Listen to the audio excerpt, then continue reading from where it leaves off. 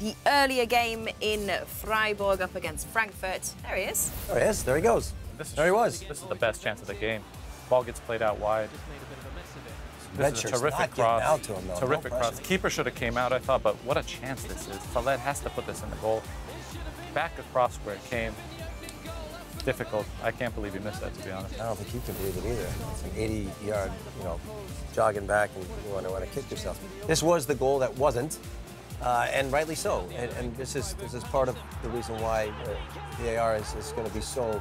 I mean, Niederlechner over there, a great pass, but then there's that signal to inform everybody that this has been reviewed, and rightly so, not given, because he is just a step offside.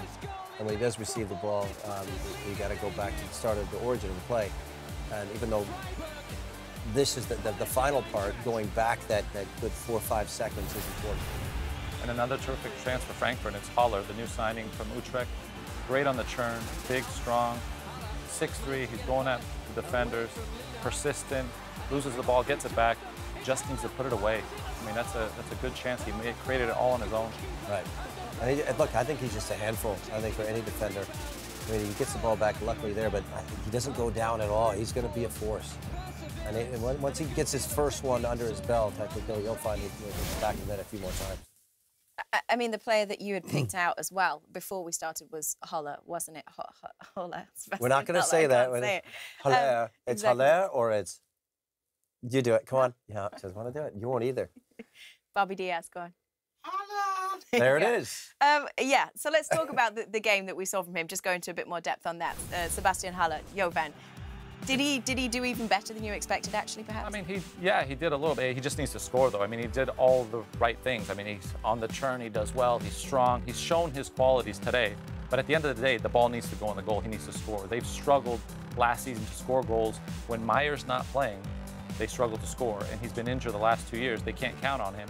And this is another opportunity. He gets there. He's getting chances, which is the hardest thing to do as a striker, but he needs to put them away. Yeah. I like him. I like him. And I think once he really has a better understanding, and he's going to have to do his homework, too. One of the things about the Bundesliga is when you play against certain kinds of defenders, you have to change your game a little bit. Once they figure him out, it's going to be tougher days ahead as well. But I think he is a force. I mean, the opposition is going to look at the team sheet and say, this guy again, I don't want to, they don't want to play against him. He's a force. I mean, one of the things that Stu kept referring to in the commentary was just the need for this team, for the Frankfurt team to gel, the fact that there's so many new players. You alluded to that as well.